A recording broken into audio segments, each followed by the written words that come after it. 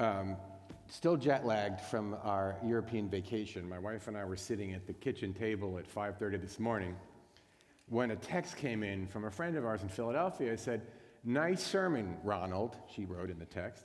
And I looked at the image she sent, and it said, "Jews and Labor Day." At which point I scratched my head and I said, when did I say that? When did I give that sermon? When was that message delivered? And of course it was last year. And so I went back to my computer and furiously rewrote what I was going to share with you today to make it part 2.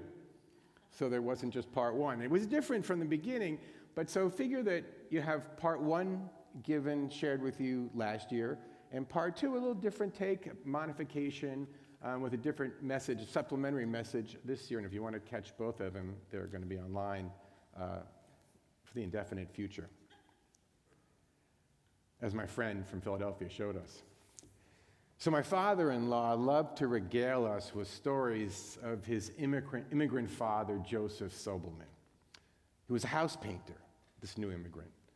And it was partially, I think, for my father-in-law to extol both his father's hard work and the fact that this house painter had a rags to riches story. He was a house painter, but his children, my father-in-law Aaron, became a professional, went to school and graduate school, all because of this house painter's hard work. Now, our image of Jews today is mostly white-collar professions, the professions that are blood pressure raising rather than back-breaking. But certainly thousands of Jews in this country, even today, are still laborers. And we certainly know that historically our people were tailors and farmers and butchers and leather workers and house painters, for sure. And we know, if we remember, Israel was famously founded really under the ideal, the glorified ideal of the Jewish laborer. There are beautiful posters that you can see from the pre-state days and early state days extolling the hard-working Jewish labor. You know the image, short shorts that Tembel had, and muscular, holding the flag or a scythe or some instrument of farming. And it was really to celebrate Jewish labor. Israel's massive labor union, Hahistadrut, was founded in 1920. That's 28 years before the state itself. It still exists today. It's 800,000 strong in Israel. The ruling parties for the first 40 years of the state were all labor associated. And in 1968, they merged to create Ha'avodah, the Labor Party that we now know, or at least what's left of it. Its influence has waned tremendously these days.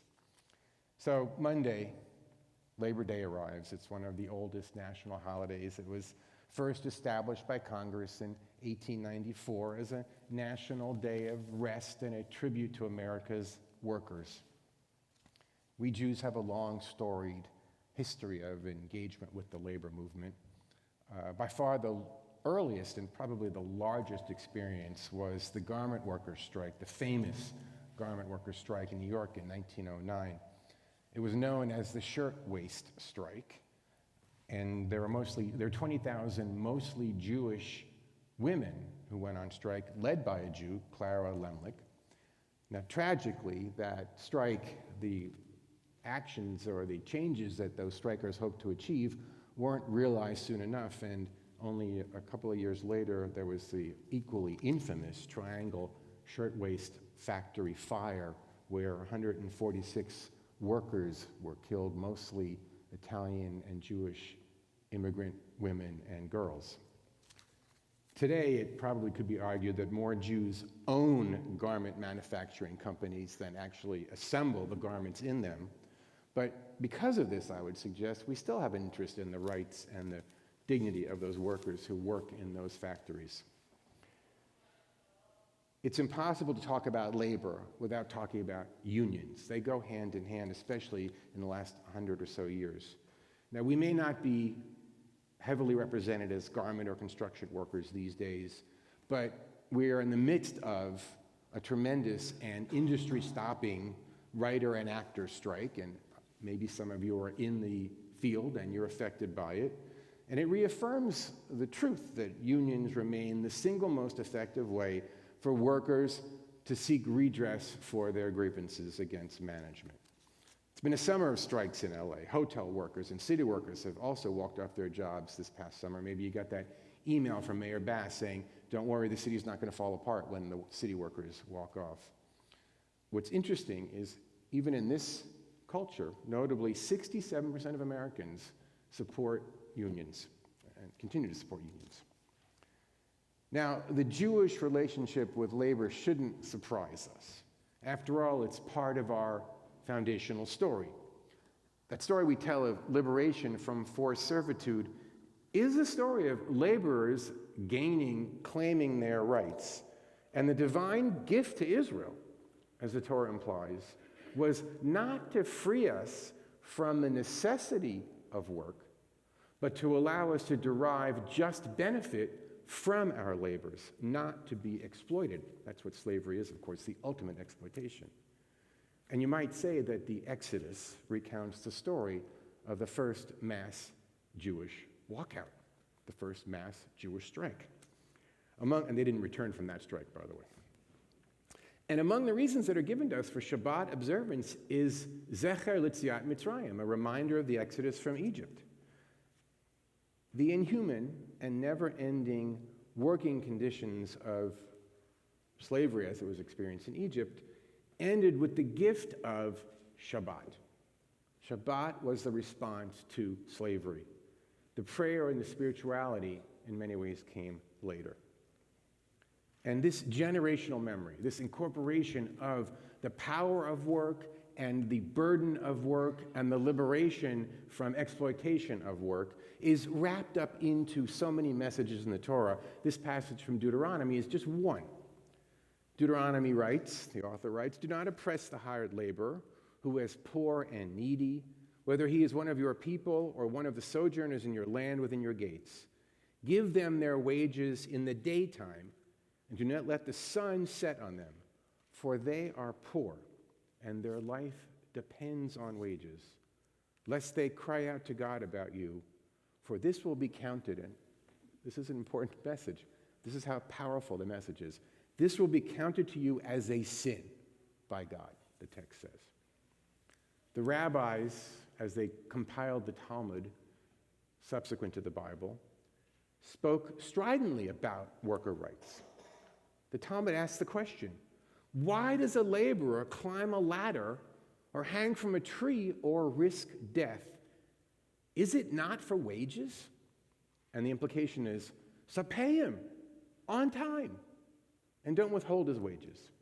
Then a second voice, as the Talmud does, chimes in and says, their life depends on their wages. Anyone who denies a hired laborer their wages, it is as though they take another's life. So the tradition clearly emphasizes justice for workers, but it's not just a worker-oriented tradition. It presents, I believe, a balanced perspective as well. And there's a passage in the Talmud that says that workers during the day need to shorten their prayers so they can give their employers a full day's labor. So I think that really makes a statement about how Judaism tries to balance the principles. So now let's roll forward a couple thousand years. In 2008, the conservative movement, led by Rabbi Jill Jacobs, sought to apply Jewish values to worker rights. And so they created what's called a responsa, where rabbis, scholars got together, were posed a question, what are Jewish worker rights? And they surveyed the literature, and they created a response. And it was specifically focused, drawing from Jewish sources, on low-wage workers at synagogues. The thinking was synagogues need to be role models so that when their congregants come and see how they and hear how they treat their low-wage workers, they'll recognize that they have the same obligation in their places of employment. So after a comprehensive survey of the text, they issued this responsum. And the major findings included, as a responsibility for synagogues, all workers must be treated with dignity and fairly, obviously. And it pointed out that low-wage workers are most susceptible to exploitation and most reliant on the incremental benefits for basics like food and shelter. $16 minimum wage, $18 minimum wage, $20 minimum wage makes a huge difference to a low-wage worker. Hence, the text concluded, they should be paid a living wage and beyond minimum wage, if necessary, in the city where they're living. And it said that synagogues must adhere to or exceed the policies of the communities where they exist, and that workers shouldn't be prevented from unionizing in synagogues. I'm proud to say that during the lean years of early COVID, when we didn't know how we'd pay our bills, WISE kept our low-wage workers employed and fully paid, even as our higher salaried employees experienced some pay reductions. So what does it mean for us?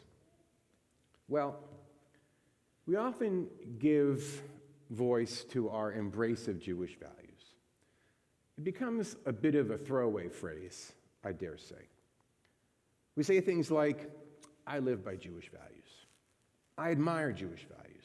I'm proud of being Jewish because of the values. Well, take last year's sermon and this year's sermon, and I think I provided a historical perspective, a retrospective of Jewish values, with respect to the obligations of employees to their laborers and of laborers to employers. And I'm confident that what I've shared reflect ideas that are authentically Jewish values. Jewish tradition is clear. Workers deserve just compensation. They deserve safe and respectful working conditions, and they deserve to be treated with dignity, even as employers deserve a fair day's work from their employees. So this is the challenge that comes to all who employ others. Will we truly live our values, even if it might affect our bottom line?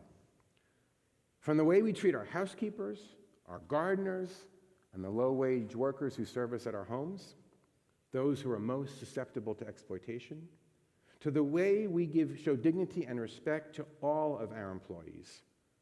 Because when the rubber hits the road, so to speak, the true measure of commitment to Jewish values is not measured by what we say.